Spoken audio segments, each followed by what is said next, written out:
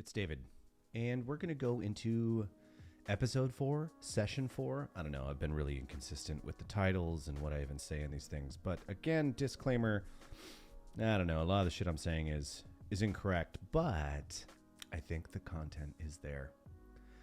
I'm making these for like my friends and my brother, so if anybody has any cool input, throw it in the comments. What do they say? Smash that like button and subscribe so you get all the updated videos. Okay, so we're going to do maps today. This is going to be a pretty short one. I'm just going to log in really quick. Maps are easy. There's a couple of things that I think I found out from just working in. The hardest thing is working with maps with grids. If you can find maps without grids, that is by far the way to go, because having to match them up can sometimes be a pain in the ass.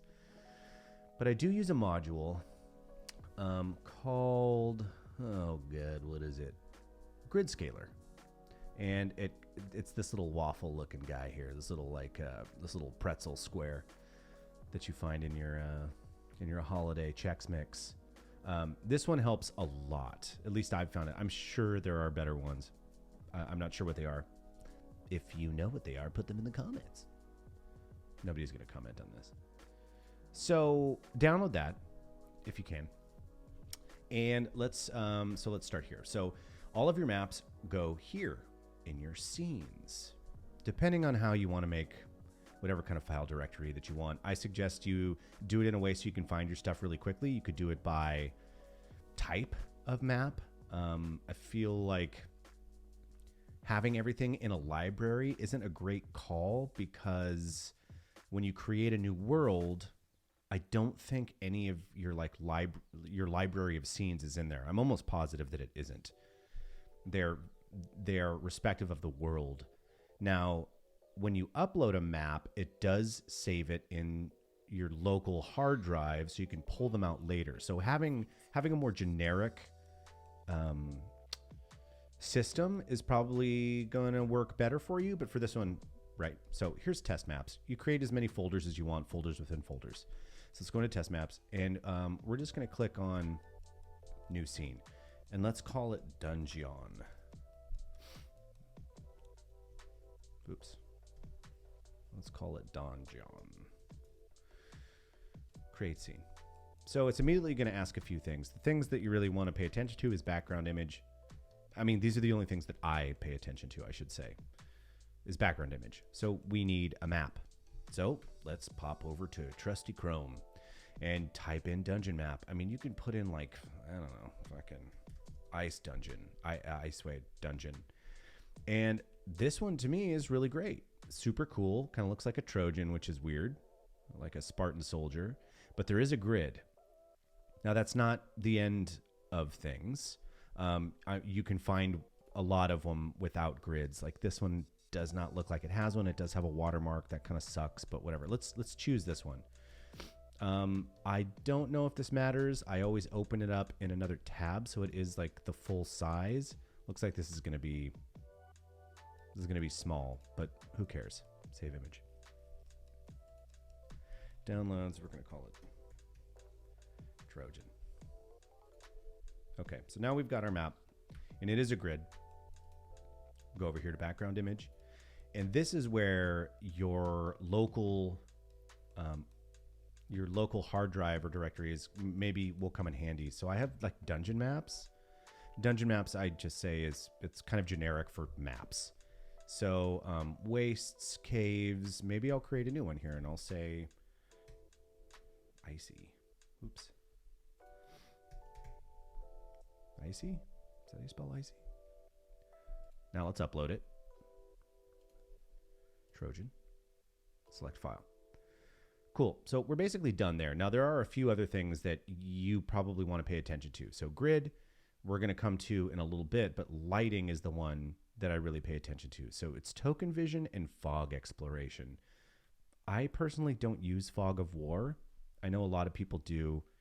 The reason I don't is because I only use Foundry for combat. I don't use it outside of combat. I think I've said that before in these videos. I know a lot of people do. I just don't love it. I'd rather use theater of the mind for like exploration and stuff like that. So I always turn this off. And then token vision is also somewhat important. So this will restrict visibility within this scene to the vision of controlled tokens. So, you know, most parties, everybody has dark vision, but sometimes there's somebody who does not. And if you want to do like combat in the dark or something, or in really low light, this can be really cool. Standard, I always turn them off, and you can always turn them on later if you want. Ambience, you can add some effects, but I actually have a mod for this one too. It's called Effect Controls. You can put some, you can see like the fog and stuff in the back. All right, so we're gonna do save changes. Sure. So one thing to note is that up here, these are gonna be your maps that are ready for you to jump into. Now, if you right click, you do get a fair amount of stuff here. So you can do configure, and it brings back all of this stuff. So if you did want to toggle token vision, you can. Another thing to note is toggle nav. So if I turn this off, it disappears from up here, but it doesn't disappear from here. So you can always bring it back if you want to. You just can toggle that nav back on. So I will usually turn it off if I've already used that map in a session. I just don't want it to kind of crowd this area up here, but I mean, you can always hit that and it goes away. But just so you know what toggle navigation is. Also, you'll notice that there's like a little bullseye up here. That means that this one is currently active. So that means when anybody visits your Foundry link, when your players visit the Foundry link, they will go to this map. So that's one thing to remember. So if you then want everybody to go to this one, you can hit activate. I actually don't know what preload scene does. I should look that up. It's probably if you have like a lot of effects or some shit on it. I don't know. But you hit activate and it's going to pull all your players in there. Only if you have players loaded on the map. If you don't have any player characters, they're not going to show up here. So that's also one thing to note. Also looking at this, you can tell this is a small image. Hence why all of these 5x5 squares are actually fitting into one 5x5 square. So this is going to be a shit map to do for this, but that's okay. It's no big deal. I mean, the map is really cool. It's just a small image. So what I do is I click into grid controls, and it gives you a bunch of these different things. You can do one grid, or you can set a 3x3, which is the one I often use. So we'll do that. We'll do a 3x3, and we're going to zoom in until we can see this 3x3 grid. And we're going to draw the box. Now, that's pretty close. A lot of the time, for some weird reason, the grids are like, they're like hand drawn, and they're not like 5x5. And so you end up spending a lot of time trying to make it fit. This one's really close. So you can see it's a little bit offset, but we can change that really easily. So we're gonna right click, go to configure, go to grid. And then I hit this guy right here, this little grid configuration tool. Pulls this up, and then we can select this and use the down and up arrows to kind of adjust it. And then we'll go to the y-axis. Oops, go up. Down, I mean. And then you want to start at the top and then go down to the bottom. I mean, that's pretty spot on. I think that's fine. Hit save changes. Done deal. And then we're good to go. Also, if you want to change how the grid opacity, fuck, it's the worst. I hate that word. You can do that. You can turn it all the way off. Then you see this shitty one, or you can turn it up a little bit more. Figure what was that at? Whatever. So you've got a little bit.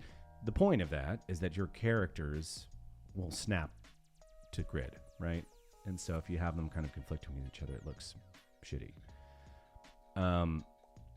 Another thing to mention again with token vision, let's look at that right now. So let's configure this, and I'm going to go back to lighting, and I'm going to say work with token vision. Now I have some characters in here that do have dark vision. So let's pull in Apala.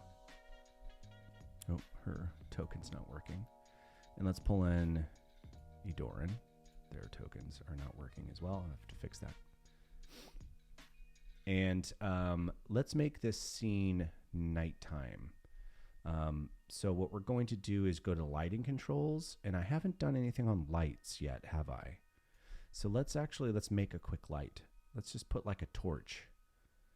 So I'm just clicking and dragging. Torches, I think, are 25 feet of dim and like 5 of bright, whatever, it doesn't matter. You could do that later. Let's change this to like orange. We'll put like a small light source in here. Little light animation. Let's choose torch. Speed that up. Okay. So now I'm going to make it nighttime. So you can do transition to darkness, transition to daylight. So this can be kind of a cool storytelling element. But we're going to go to darkness, and it is going to, I'm going to, oops, delete that. And let's get Apollo down here. Okay, so now if you're playing as the character, you will see that it shows different kinds of vision here. So if you go to settings and go to vision, this vision is enabled. So Idoran has dark vision up to 120 feet, I believe. So it's only black and white. So that's all that she sees. Now, I think I probably need to change this light source to provide light for Idoran. And I think Apollo did just recently get goggles of night, which looks like she equipped. But if she didn't, she wouldn't see shit. So that's something you can play with if you want, is allowing the characters to only see what they would see. And what else about maps can I talk about? So I'm sure that there's way more to maps. I don't use a lot, but that is what I use. And then, actually, so the effect control. So this is that app that mod that I was talking about that I'll use for particle effects. I don't use any of the special effects, but we'll go to particle, and you have like weather, bubbles, embers, stars. So we could actually add some stars in here. This would probably be weird because it's in a cavern, but I don't know, maybe it's magic or some shit. And it is kind of slow, but they will start to appear and kind of float around depending on which one you choose, like clouds and stuff like that does. Maybe let's make it daytime and see if they show up. But that's another one of the mods that I go through in the module video that I did. So you can check that out and see if stars actually show up. I feel like that's what these are now. These little dudes floating around. You can change like the density and the movement speed and stuff like that. That's maps. Thanks for watching. I think maybe my next video, I was talking about doing monsters, but I don't know. I'll think about it. That one would be too short because I cover most of that stuff in the actors one, how I do like tokens and stuff. So I don't know. I'll think about it, and we'll see what I do for the next one. Thanks for watching.